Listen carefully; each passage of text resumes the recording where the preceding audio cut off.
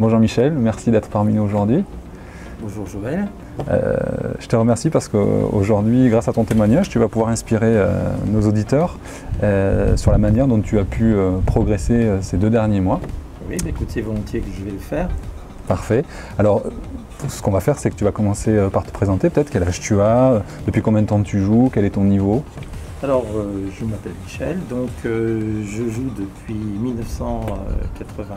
1995-96 environ. Donc, c'est l'époque où j'ai obtenu ma carte verte. Alors, actuellement, je n'ai guère fait de compétition finalement dans toute mon existence golfique. J'ai 29,6 de handicap. D'accord. Voilà, et j'ai la chance de pouvoir jouer depuis cette année à Bondu, dans le nord de la France. Parfait. Et c'est comme ça qu'on s'est retrouvés puisque voilà, tu avais démarré avec moi au début. J'avais démarré avec toi à la fin des années 90 et ensuite nos chemins s'étaient séparés puisque j'étais dans d'autres golfs et toi tu étais venu enseigner et former toute l'équipe de Bondu. C'est parfait. Bon, très bien, parfait. Alors, première question, d'accord, première question. Pourquoi es-tu venu me voir d'ailleurs, il y a à peine 2 mois il me semble, pourquoi es-tu venu me voir en cours individuel? Eh bien écoute, début septembre, donc étant inscrit à Bondu et voyant toutes les équipes des jeunes s'entraîner, notamment avec toi, puis toute l'équipe enseignante de Bondu, qui est très costaud, comme chacun le sait. Je galérais un petit peu avec mon swing, avec des choses très, très inégales, tantôt des balles super, et puis tantôt des coups complètement ratés. Et donc on cherche, on essaie de comprendre ce qui ne va pas et on ne se voit pas jouer. Et donc j'hésitais à reprendre des cours parce que souvent on se dit reprendre des cours, c'est galérer, tout changer. Perdre sa confiance pendant des semaines, voire des mois. Et donc, mais ce jour-là, tu étais dispo, on se retrouvait, et puis je me suis dit, bon, allons-y, tu m'as consacré une demi-heure. Parfait. Alors, depuis, ça fait donc 2 mois, peux-tu m'expliquer concrètement comment les quelques cours que tu as pris combien de cours là depuis J'ai pris 5 demi-heures. 5 demi-heures, voilà. Et, une série de 5 demi-heures, donc 2h30 de cours. Et comment tu peux dire aujourd'hui que ça a impacté ton golf? Disons d'abord que j'ai pris essentiellement des cours qui étaient centrés sur le swing. Et donc dans un premier temps, après une première vidéo particulièrement efficace, j'ai remarqué que mes angles de poignet au backswing étaient perdus. Et donc ça ne pouvait qu'engendrer que des coups variables. Et cette variabilité, évidemment, est cause d'anxiété parce que quand on essaye d'être droit, les balles ne le sont plus. Et donc une certaine inconsistance du swing. J'avais aussi, d'ailleurs comme tous les hommes joueurs, la volonté de vouloir aller plus loin, et là aussi il fallait corriger ça. Et puis ensuite tu m'as aussi également corrigé mon stance, puisque j'avais copié certaines vidéos qu'on voit sur le net. C'était pas faute de vouloir copier ces vidéos-là, mais elles n'étaient pas adaptées, corporellement adaptées, physiologiquement adaptées, et toi, donc par quelques tests diagnostiques, tu as dit c'est pas ce que toi tu dois faire. 80% des joueurs jouent autrement que toi, et toi tu dois s'adapter à ta physiologie, et donc je vais te montrer comment tu fais. Et là, effectivement, je me suis tout de suite senti bien. Donc ce qui est génial, c'est de pouvoir sortir du cours et puis de tout de suite mieux jouer plutôt que de devoir tout réapprendre. Ça, c'est extrêmement important. Donc il y a eu ça, il y a eu aussi le grip, puisque là aussi il y a une espèce de classification, je vais utiliser des gros mots, tant pis pour nos auditeurs, c'est pronateur ou supinateur. Ce classement dans ces catégories permet d'adapter le grip pour chaque joueur, et là aussi cette facilité nouvelle permet d'avoir une bonne construction, parce que c'est pas le tout de détecter des défauts, il faut aussi amener l'élève à pouvoir les corriger et lui donner les méthodes. Et donc ces méthodes, une fois acquises, elles permettent non seulement de comprendre pourquoi on se trompe par moment, parce qu'on comprend quel est le chemin de la balle et ce qu'on n'a pas fait, et puis ça donne confiance, et puis ça ça permet d'avancer. Alors, bon, bien sûr, je joue mieux. Il y a aujourd'hui un petit bunker avec un fer 5, ça ne pose pas vraiment de problème, alors que c'est pas si facile que ça à faire. Le bois 3 sur le parcours, je suis moins craintif, et quant au drive, j'ai confiance et ça va pas trop mal. Bien sûr, je tape pas 100% de mes drives correctement, mais je pense que personne les pros non plus. ne le fait. Voilà ce que ça a impacté aujourd'hui. Bon, parfait, écoute.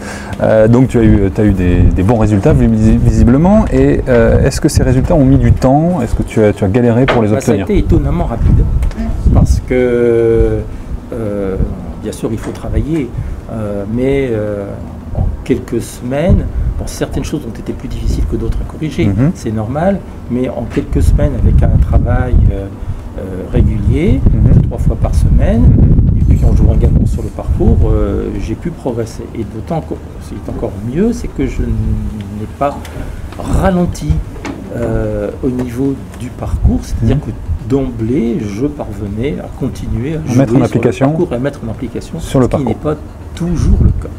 Parfait, très bien. Autre question. Donc on a vu ce qui a impacté ton golf. Ensuite, la question c'est, si tu n'avais pas eu accès à cet enseignement, quelles auraient été les conséquences? Où en serais-tu aujourd'hui? Je pense que j'aurais continué à galérer et me poser toutes sortes de questions philosophiques sur ma manière de jouer. Et le drame, c'est que passer des heures au practice à taper des balles, je dirais, inutilement, eh bien, ça finit par faire un ancrage des défauts qui sont par la suite extrêmement difficiles à corriger. C'est une perte de temps. Donc là, j'ai 62 ans, je ne peux pas passer encore 15 ans à taper des balles sur un practice et à augmenter, amplifier les défauts. Il faut rapidement trouver des méthodes qui permettent de jouer régulièrement. Le golf, c'est un sport où on se fait plaisir, mais se faire plaisir, c'est aussi bien jouer. Super, super, super. Et là, on arrive dessus. Tu as commencé à répondre à ma prochaine question, qui est quel a été en fait l'impact sur toi, sur ta personne en tant que telle? Eh bien, je pense que c'est un nouveau départ, en fait. C'est-à-dire que c'est une redynamisation de soi. On se dit, j'étais à un stade où je pensais ne plus pouvoir progresser, et puis finalement, avec un bon enseignement, avec des méthodes adaptées, une ergonomie, ce que j'appelle une ergonomie du geste, eh bien, on arrive très rapidement à être meilleur joueur, à être surtout plus régulier, à avoir des balles plus souvent droites, à avoir confiance en soi, et puis pouvoir atteindre des greens en régulation, ce qui est quand même bien. Et dans tout ça, je suppose qu'on prend aussi plus de plaisir. Et on prend plus de plaisir, et puis on embête moins, je dirais, les partenaires. Parce qu'on est moins ronchonné ou à s'énerver sur le parcours. Bien sûr. Et est-ce que ça a eu aussi un impact sur ton entourage direct? Bon, disons que là, comme je ne fais pas de compétition, je joue essentiellement avec mon épouse. Mon épouse me dit que c'est quand même plus agréable de jouer maintenant parce que c'est plus cool sur le parcours, et puis c'est vrai que tu joues mieux. Bon, super, super. Bah écoute, dernière chose, qu'est-ce que tu pourrais dire à nos auditeurs, qu'est-ce que tu conseillerais à nos auditeurs s'ils souhaitent eux aussi, comme toi, arriver à acquérir un swing plus régulier, plus naturel? Eh bien, je pense que la crainte de chaque joueur, enfin, je ne peux pas généraliser le cas personnel, son cas personnel, mais quand on discute avec les joueurs, très souvent, ils ont la sensation, ils ont acquis quelque chose, souvent difficilement, et ils ont un peu la crainte que quelqu'un leur dise c'est pas du tout ça qu'il faut faire, et de tout devoir changer, et de ne plus savoir jouer, et de perdre le peu de confiance éventuellement qu'ils pouvaient avoir. Donc tout ça, ça freine un petit peu l'envie de prendre des cours. Mais quand on a quelqu'un qui vous guide, qui vous donne les méthodes et qui s'adapte à votre morphologie et qui vous donne un enseignement pertinent, adapté, efficace, et bien à ce moment-là, et que très rapidement, en travaillant bien sûr, on peut progresser. Là, moi je dis, consultez, voyez votre pro et vous progresserez. Parfait. Eh bien, écoute Michel, je te dis un grand merci. Très bien. Merci bientôt, pour. J'espère que ça va vous aider en tout cas à vous dynamiser et à vous motiver en prenant conscience que c'est tout à fait possible de progresser, même si vous êtes dans une impasse, même si vous avez l'impression que vous êtes arrivé au bout, que vous n'y arriverez jamais.